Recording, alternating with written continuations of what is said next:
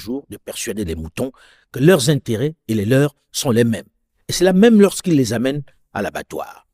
Cette dictature de la pensée imposée par les médias, cette colonisation plus insidieuse du mindset qui passe par les outils de communication modernes, qui entrent jusque dans nos chambres, qui parle à nos enfants, à nos sœurs, à nos mères, qui influence notre pensée, notre façon d'agir, ne touche plus que l'Afrique.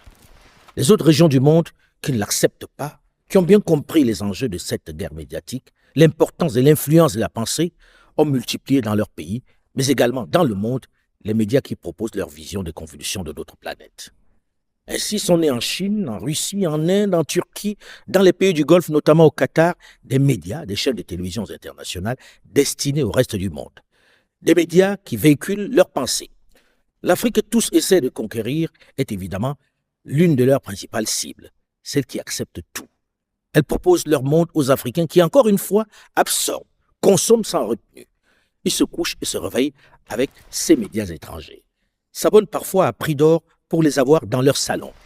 Souvenons-nous de cette pensée de Steve Biko, l'un des martyrs de la lutte contre l'apartheid en Afrique du Sud du temps du régime raciste.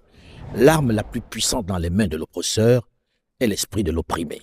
C'est donc logique que l'oppresseur travaille à conquérir nos esprits. Nous devenons des armes contre nous-mêmes. La logique qui sous-tend l'énorme domination des médias en Afrique par ces puissances occidentales est de préparer les Africains à un rôle d'asservissement dans ce monde. C'est un processus de déshumanisation, comme l'a dit Steve Biko.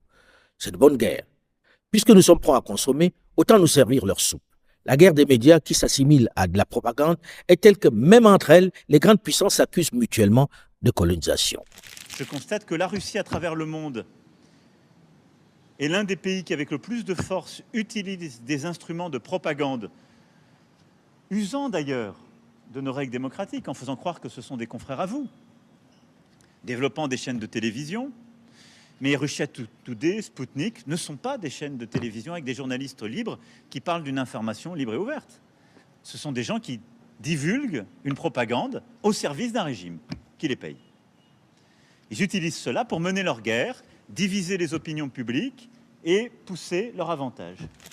Chacun voit midi à sa porte, n'est-ce pas? La colonisation de l'esprit revêt tellement d'importance que tous dépensent des sommes colossales pour vulgariser leurs pensées, leurs visions, pour faire adhérer nous nègres à leur politique, à leurs choix. L'élite africaine reçoit désormais 100% de ces informations des Européens. Si quelque chose se passe à Lagos ou à Accra, ils reçoivent des nouvelles de CNN ou de la BBC ou de RFI ou de France 24.